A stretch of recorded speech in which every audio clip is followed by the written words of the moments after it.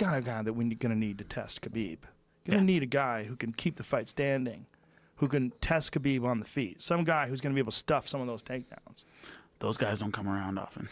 Well, not with him. Tough. When you see what he did to RDA, he ragdolled Dos Anjos, which is crazy. I mean, I do not know. There's a timeline of Dos Anjos' dominance, right? That's a strong 70. Yeah. Yeah, Dos Anjos is a strong 70. But this was a different time in Dos Anjos' training, and I think Dos Anjos made some giant leaps when he started doing strength and conditioning with Nick Curson. Yep. He started doing it just had way more output inside the cage. But the crazy thing was that Dos Anjos is one of the best grapplers in the division. Yeah. And you see what he was able to do with Neil Magny. Leg kicks Neil Magny, gets him to the ground, smushes him. You know, I mean, his fucking ground game is really legit. So to see him get ragdolled by Khabib, you're like, how is he doing that to RDA? You know? It's nuts. At 55. Yeah. Yeah. He's something special. So it's like, who is left at 55? Especially now that Dos Anjos has moved on successfully to 170. Who the fuck is left that's going to be able to keep the fight standing? You know? That's the tough part. I don't think there are many answers. I really don't. I don't know either, man. I think they got to put together the Ferguson fight pretty quickly. I mean, that's in the a fight. reasonable time, because it's a big fight. That's the fight. That's the fight. The question is, it's going to be for the title. Is it going to be Ferguson and Conor gets stripped, and Ferguson and Khabib fight for the undisputed title? Because they will just make Ferguson the undisputed champion if Conor gets stripped, which I don't think is a bad thing. No.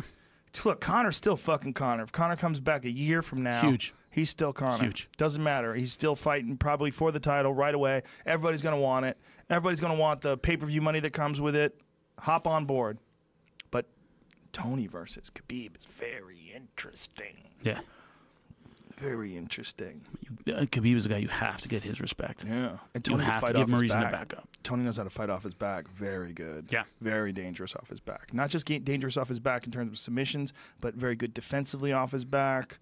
You know, he's got really good composure, very good wrestler. His chokes are fucking nasty, man. He catches chokes from weird angles. You know, he's good at sweeping you. He's legit.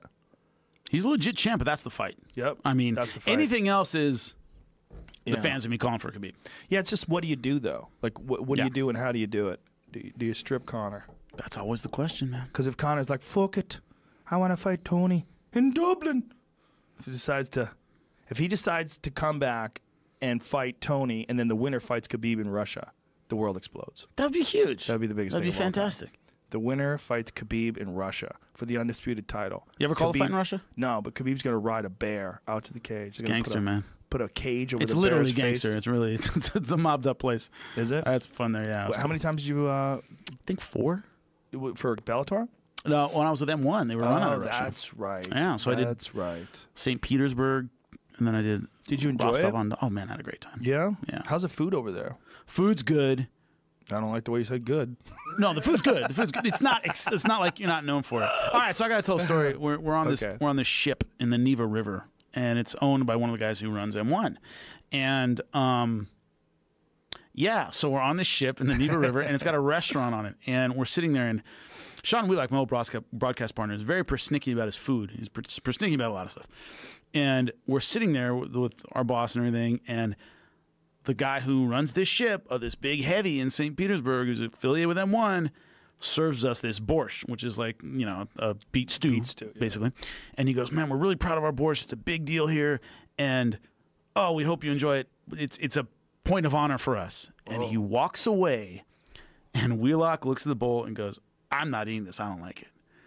And our boss goes, you will fucking eat it right now. Like a 7-year-old, like, you will eat this right now. You will fucking eat it. And he's like, no, I'm not eating. Like, folded his arms, like, I'm not eating. No way. Now, I eat so fast. White people. I eat so fast that I already ate it. I like borscht, so I just ate it. And I set my thing down. The guy who was all proud of his borscht turns around and is heading back to us, and my boss looks at me and goes, points to Sean's food, and I grabbed it, and I drank an entire bowl of that shit and threw it down before the guy came back. And he saw that we had fish. Oh, thank you so much. It was so good. You drank Sean's too? Sean was just refusing to touch it. Persnickety is a nice word. Persnickety. I like how you use that. That's He's very selective about it. But it's a nice way. Like, nobody can get mad. Yeah, it wasn't like he was like, he calls someone persnickety. Picky. Yeah, you're not Picky. saying they're a complaining bitch. No. I Definitely would not. say that. Come I on. didn't think you would. Would not. No, It's you're, persnickety. I understand. No, I'm not eating that. I was like, I'll eat it. I was like, fuck it, give it to me. I know there's been some talk about doing a UFC in Russia, and I think a lot of it is probably based on the idea that Khabib at 25-0 is most likely somewhere along the line going to fight for the title. I mean, if everything continues to go well, as long as there's no injuries or something. Yeah. Especially now that he can make the weight. Like, he made the weight pretty easy. Yeah, it didn't look bad. Not at all. That would be a huge fight. Fucking You A. have enough Russian talent that, you know, Oh, yeah, it would work man. well. Oh, just from Dagestan alone, you could fill the whole roster. Yeah. Dagestan versus the world. You really could. You almost could. We had a fighter in Bellator, Shabalat Shamalayev, ended up getting shot like 5 times in Dagestan. Jesus He lived. Christ. He lived. But he went after some gangster with a gun or something in a club, and he got like torn apart. Tough It's crazy, world. man. It's a tough world. We're so soft over here. Sean Wheelock need to go camping over there for a little while. Dude. Like, you know, the wrestlers in Chechnya are amazing. Saitiev brothers are Yeah. the greatest ever. Well, fuck, man. If you grew up in Chechnya, and it's like either be a stand-up wrestler or, Dead. I don't know, pick up a gun and, you know, be a gangster. They, you know, dude's amazing. Yeah, it's interesting to see a guy from that really hard part of the world coming over and just dominating in MMA. You know, like with Khabib, you know that a lot of it is technique, a lot of it is being trained by his father, a lot of it is iron sharpens iron. He's at AKA. Yeah. He's wrestling with big giant guys that are really skillful all the time. It's an amazing roster over there. But a lot of it is this fucking mental toughness that he must have picked up some of that from being in Dagestan. Yeah. Just has to. It's true. I mean, the Russian fighters that I've dealt with, like, you could know them and call a ton of fights with them, and they'll still kind of look at you like they want to fight you or something. You're like, you know, I know. Hey, how's it going? And then they kind of like break character, like, hey, how you doing? Like, but there's always this wall you got to get through almost every time. You know, one of the Great fighters though. that Korshkov guy. That guy's a fucking beast. Oh, monster. That guy's a beast. That was one of the most impressive Lima fights too. When he put that guay to sleep, I was like, whoa. Yeah, that left hook. Big. But it was leg kicks that set it up. He was kicking the shit out of that leg, and I think Korshkov went like, I got to trade now. I got to get this guy out of here.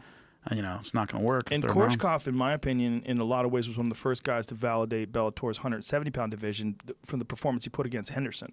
Like, he shut Henderson down and beat him up. Teed off on him and let him know, like, I'm a real welterweight. Then Lima made him look like maybe he's not.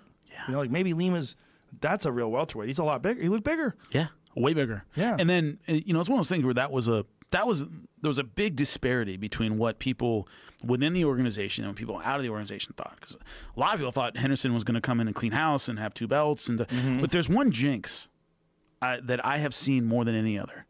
If you're listening, fighters, this is to you.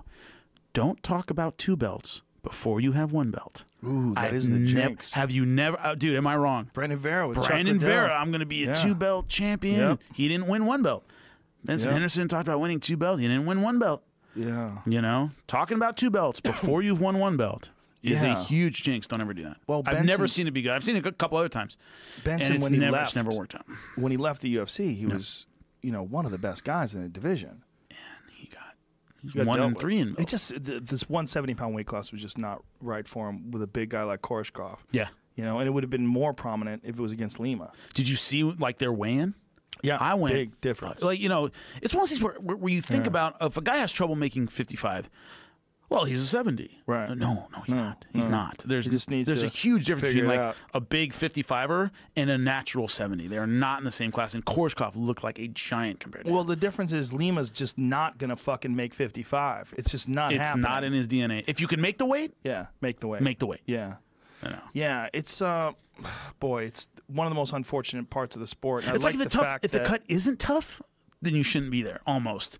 You know what I mean? Like if you could make it easily, you know, it's tough, man. As long as it doesn't drain you, because everybody's different too, right? In their response to dehydration. But Andy Foster, what he's done in California by instituting a bunch of new weight classes, I really hope that people follow suit. I really do. I really hope there's one every 10 pounds. I just think giving people more options is gonna.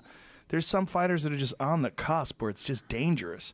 You know, and then maybe if they fought, like Dos Anjos goes up to 70, that's a 55 to 70, 15-pound jump. That's a lot of weight, man. Yeah. 50% more than if it was just 10. And I think 10 is the move. I feel like every 10, you're not watering it down too much. You're making it reasonable. Just bang everything down to 5s. 55, 65, 75, 85, probably 95, 205, 225. heavyweight. So we were having a discussion with this once again.